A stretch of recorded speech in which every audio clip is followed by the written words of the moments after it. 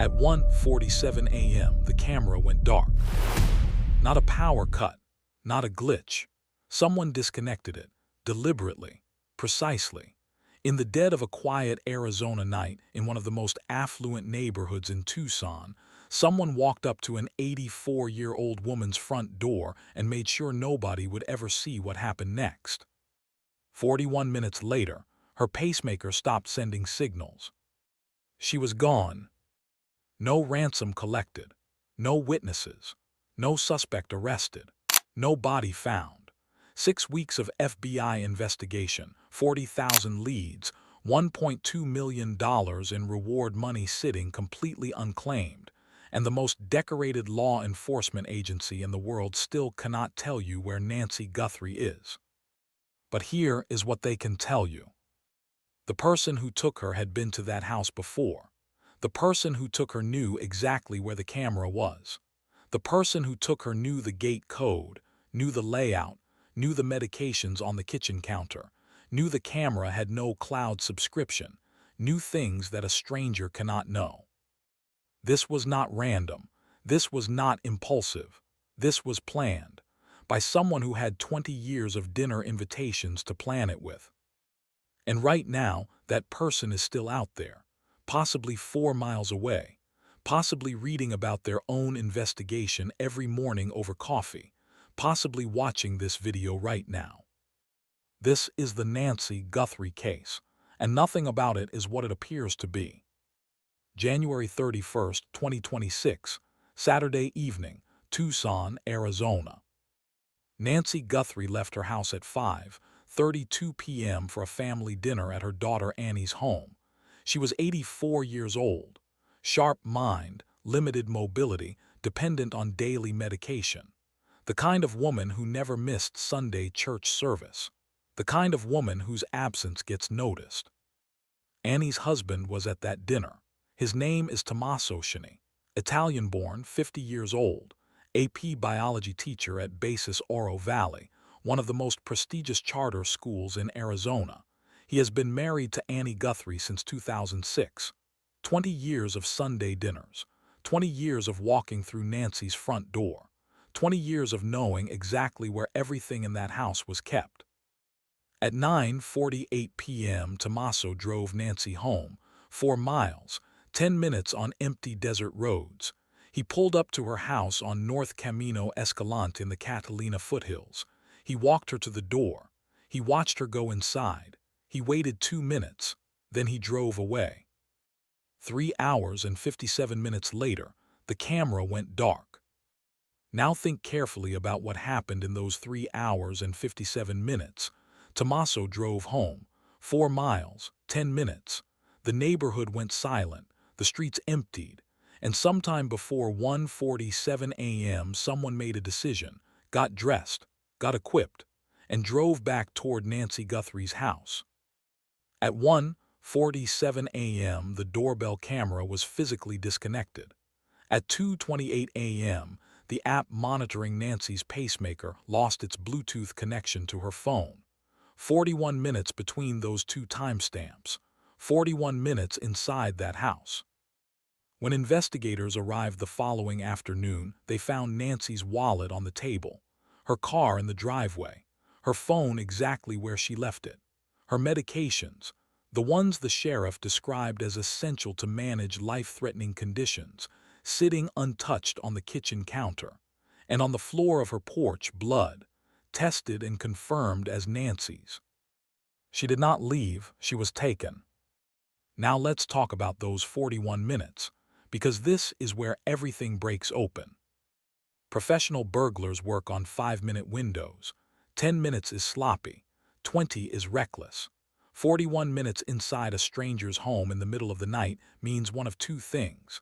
Either the most incompetent criminal operation in Arizona history, or someone who was completely comfortable, someone who was not rushing, someone who knew the layout so well they didn't need to search for anything. Former FBI negotiator Chip Massey said it plainly, controlling an elderly hostage while managing an extraction requires coordination a single operator cannot sustain. And Sheriff Chris Nanos himself declined to rule out an accomplice. Fox News drone footage captured smashed floodlights at the rear of Nancy's property. The doorbell camera faces the front. One person disabling the front camera while a second eliminates rear lighting simultaneously. That is not one person improvising. That is two people who agreed on positions and timing before they arrived. But here is the detail that changes everything about how you read this crime. It didn't begin on February 1st. The FBI released footage of the suspect at Nancy's door on the night of the abduction, masked, armed, calm, covering the camera lens with branches like someone who has done this before. But they also released a second image. Same figure, same door, no backpack, a different day, an earlier visit. And four networks, ABC, CBS, NBC, and CNN, independently confirmed through separate law enforcement sources that the suspect visited Nancy's property multiple times before the night she was taken. Four networks, four independent sources, all saying the same thing. January 11th, the sheriff flagged this date and requested neighborhood surveillance footage without ever explaining why publicly. January 23rd, a figure was caught on a Ring camera 6.5 miles away walking backward. Not a glitch, not a coincidence. Ring cameras use passive infrared sensors that take 1 to 2 seconds to activate. Walk forward and those first seconds capture your face. Walk backward and by the time the lens is recording, it has nothing but the back of a hoodie. When a dog barked, this person fled but maintained their backward orientation the entire time. They would rather trip and fall than give a single camera a single frame of their face. 9 days later, on February 1st, the same suspect walked onto Nancy's porch, but something had changed entirely. On January 23rd, he was testing. On February 1st, he was executing. He walked directly to the camera without hesitating. He knew exactly where it was.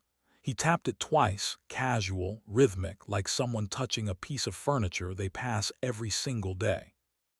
Body language experts who reviewed that footage used one specific term for how he moved: ownership behavior.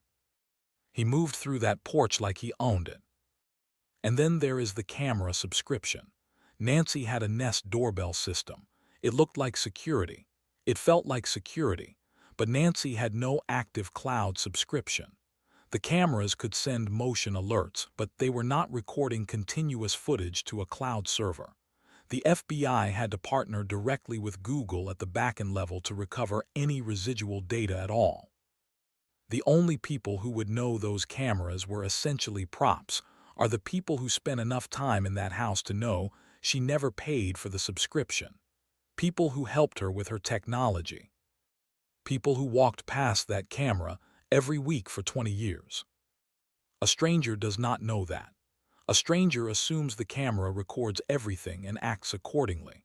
The person who disconnected that camera at 1:47 a.m. acted like someone who already knew there was nothing being stored, like someone who had factored that detail into a plan assembled over weeks and months, like someone for whom this house had no secrets left. And the gate. Nancy's property has a wrought iron security gate. The suspect passed through it without forcing it.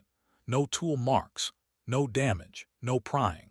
Either Nancy, an 84-year-old woman who had felt safe in this home for 40 years, habitually left it unlocked, or someone made sure it would be open. Someone who had been standing at that exact gate 4 hours earlier, saying good night, watching her go inside, waiting 2 minutes, then driving away.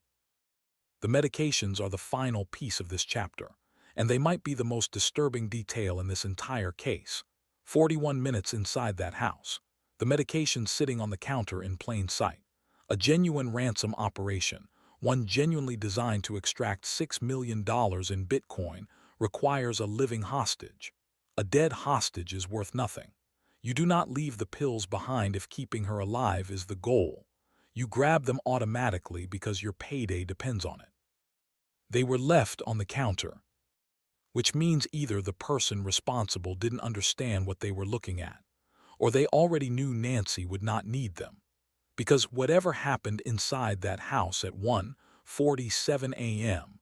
Whatever the 41 minutes contained, surviving it long enough to be ransomed was never part of the plan. The ransom was never meant to be collected.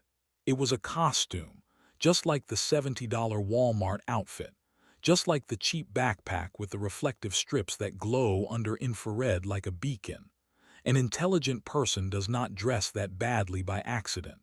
They dress that badly on purpose to build a profile, to make the FBI describe a disorganized, impulsive offender, to make investigators stop looking at the methodical, educated man 4 miles away who has been inside that house more times than he can count. The costume is working. 6 weeks in, no arrest, no named suspect, no answer. But the evidence is not finished speaking yet. Now let's talk about the ransom, because $6 million in Bitcoin is not a random number. Not 5 million, not 10 million, not the kind of round figure a stranger throws out when they are dreaming big and have no real information. 6 million is surgical. It says, I know what Savannah Guthrie earns. I know what she has liquid. I know the difference between her total net worth and the cash she can actually move quickly. Savannah Guthrie's reported net worth sits around $40 million. 6 million is achievable. It is the number someone who has been sitting at the same dinner table for 20 years, listening to conversations about television contracts, NBC salaries, career milestones, would arrive at after doing the math quietly in their head. A stranger picks 50 million, an insider lands on 6. And then the Bitcoin wallet went completely silent. The FBI sent a small test amount into the wallet as a forensic trap standard procedure designed to identify the recipient the moment funds are accessed. The wallet has not moved, not a single transaction, not a single cent touched since the moment it was created. If $6 million in untraceable cryptocurrency was genuinely the goal, someone would have accessed that wallet. The silence of that wallet confirms what the medications on the counter already told us. The ransom was never the point. It was misdirection, designed to push investigators toward a financial motive, while the actual motive sat 4 miles away in a house that was being searched 5 separate times by federal agents removing items in brown paper bags. And inside one of those ransom communications, a detail nobody in mainstream media has examined properly, the sender used a specific phrase. They referred to themselves as the main individual. That is hierarchy language. The word main has no meaning without subordinates beneath it. You do not describe yourself as the main individual unless other individuals exist in the operation below you. 2 words that accidentally leaked the entire structure of what happened on February 1st. This was not one person. The evidence has never supported one person. It has always supported 2. Now let me show you who the evidence keeps circling, and I want to be precise about this. Law enforcement has not named a suspect. I am showing you what is publicly documented. The pattern is yours to judge. The first person is Tommaso Shinnie. He is the last confirmed person to see Nancy Guthrie alive. He drove her home. He walked her to the door. He stood at the gate that was later found undamaged by the suspect who passed through it in the dark. He has been inside that house for 20 years of family visits, past the cameras, through the gate, down the hallway, into the kitchen where the medications sit on the counter. He teaches AP biology, college-level molecular biology, genetics, biochemistry. His students learn PCR amplification, the same technique forensic labs use to process crime scene DNA. His students learn gel electrophoresis, the same method that creates the genetic profiles loaded into CODIS. He puts on nitrile gloves every working day of his life. He teaches students how to handle specimens without contaminating them. He knows exactly what a forensic technician looks for at a crime scene, and he knows precisely what they miss. Here is something most people do not know about nitrile gloves. They are not forensically perfect. They are rated for chemical resistance, not evidence prevention. Micro tears form during physical exertion, especially around the fingers.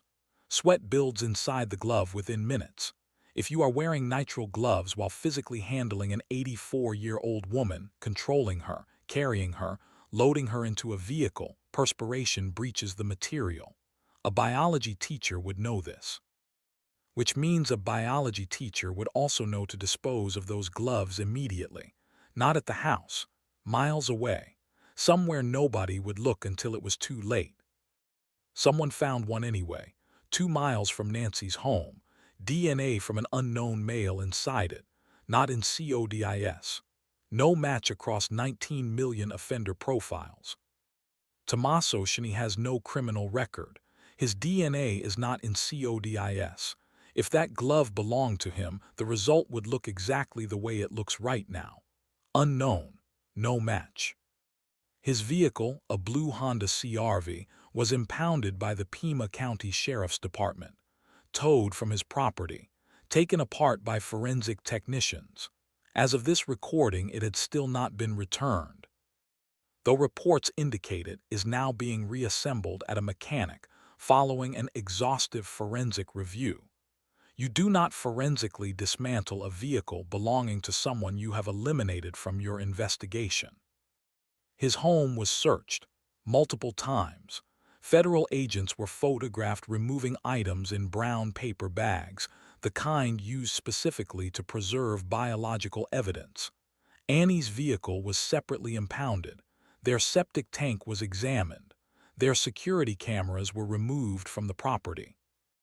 And then there is the timing that nobody has talked about enough. Nancy was taken on the exact weekend Savannah Guthrie was scheduled to fly internationally to cover the Winter Olympics for NBC. Olympic assignments are finalized months in advance.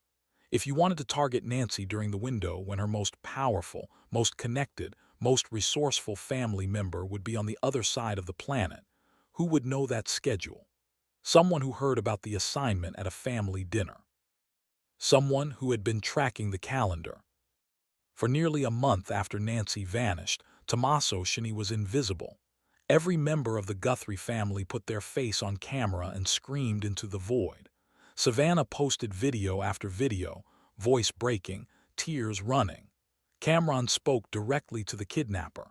Annie cooperated fully with investigators. Every single person in that family went public with their grief. Except one. Tommaso did not post a statement, did not appear in a video, did not stand beside his wife while she begged the world to find her mother. Reporter Brian Tin, on the ground in Tucson throughout the investigation, noted publicly that Shini had not been seen in almost a week. Big beard, very recognizable, simply gone. Innocent people do not go silent when their mother-in-law is missing, and $1 million is on the table. The grief spills out of them whether they want it to or not. Silence is a choice, and it is specifically the choice people make when their attorney has told them that every word is a potential exhibit at trial. He appeared publicly on March 2nd, 1 month after Nancy was taken, walking arm in arm to the memorial outside her home. No statement, no interview, no plea.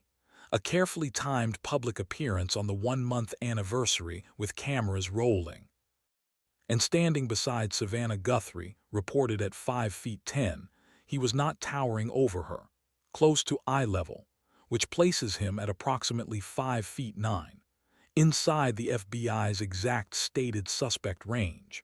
The height argument that was supposed to eliminate him from suspicion may not eliminate him at all. The second person is Dominic Evans, 48 years old, elementary school teacher, Tucson resident, and the drummer in a band called Early Black alongside Tommaso Shini on bass since 2007. 19 years of shared rehearsals, 19 years of reading each other's movements without speaking. Their debut album, recorded in 2009, was titled Life, Love, Love, Murder.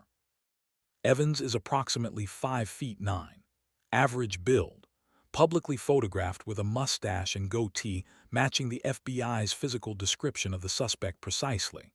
Former FBI profiler Jim Clement reviewed the doorbell footage and identified what he believed was a marking on the suspect's right wrist. Performance footage of early Black pulled from the internet shows a marking on Dominic Evans' right wrist, consistent with Clement's observation. Every single physical data point in the FBI's suspect description maps onto Dominic Evans. Evans has felony entries in the Pima County Judicial Database: burglary, robbery, theft. Burglary is the unlawful entry into a structure with intent to commit a crime. Robbery is taking property from a person by force or intimidation. The exact skill set documented in those records, entry, confrontation, removal, overlaps precisely with what happened inside Nancy Guthrie's home at 1:47 a.m. And here is the forensic detail that matters. Arizona's DNA collection laws have changed over time. If Evans' convictions predate the mandatory collection protocols for his specific offense categories, or if his cases resolved through plea agreements that did not trigger DNA submission, he could carry multiple felony entries in the court system while remaining completely invisible to CODIS. A criminal record and no DNA in the database. That combination is the forensic equivalent of a ghost. He told the New York Times he learned about Nancy's disappearance from Instagram, that his first response was to privately message Tommaso Shini, a national kidnapping case. Your bandmate's mother-in-law is the victim. The entire country is watching, and your first instinct is a private message to the man at the center of the storm. That is either a friend reaching out in crisis, or it is the first communication in a post-operational check-in disguised as sympathy. The sheriff did not clear Evans. He cleared siblings and spouses. Evans is neither. He is a bandmate, and that distinction was deliberate. Now the car. This may be the detail that breaks everything open. 2.5 miles from Nancy's house, on a quiet residential back road called Camino Real, the kind of road someone leaving a crime scene at 2:30 a.m. selects instinctively. No traffic cameras, no intersections, no witnesses. A Ring camera recorded 12 vehicles between midnight and 6 a.m. on February 1st. One appeared at 2:36 a.m. Nancy's pacemaker disconnected at 2:28 a.m. NBC's Liz Kreutz drove the route from Nancy's house to that camera. 6 minutes. 2:28 plus 6 minutes is 2:34. The car appears at 2:36. 2 minutes of margin. Exactly the margin you would expect if the driver paused at the end of Nancy's street, checked mirrors, removed a mask, confirmed the road was clear, then accelerated away. Retired NYPD Detective Pat Brosnan assessed the vehicle as a Kia Soul. The sheriff confirmed the timing matches the abduction window and that the vehicle is part of the active investigation. The family who captured the footage, the Stradiglias, were never visited by law enforcement. They lived outside the 2-mile canvas radius. They came forward on their own after watching the news. Which means there are almost certainly other cameras, between 2 and 5 miles from that house, that captured something relevant and were never requested, because the perimeter stopped half a mile too short. The FBI knows which direction that car was heading: south toward Interstate 19 and the Mexican border, west toward where Evans lives, north toward where Tommaso teaches. Each direction is a different story. Each story points at a different person. They have not said which direction. Right now, 2 DNA profiles are processing in a private laboratory in Florida. 2 unknown males, neither in CODIS, neither connected publicly to anyone, but the genealogy is running. Partial matches to distant relatives in public ancestry databases will build 2 separate family trees backward to their source. The Golden State Killer evaded capture for 30 years. Genetic genealogy identified him in months. 2 profiles means 2 independent chances for a hit. The math is collapsing. 19 years of music, of shared stages and rehearsals and silences only bandmates understand. Whatever bond held this operation together was built for 3-minute songs. It was not built to hold the weight of what happened at 1:47 a.m. on February 1st. And in a 2-person operation, the first one who speaks gets the deal. The second one takes everything alone. Nancy Guthrie is 84 years old, without her medication, somewhere in a city that the sheriff still believes she never left. A woman of great sound mind, his words, who knows exactly what has happened to her, who knows exactly who did this, who is waiting in whatever darkness she is being held in for someone to finally say the thing that everyone with access to this evidence already knows. The DNA will say it eventually. The only question is whether it speaks in time.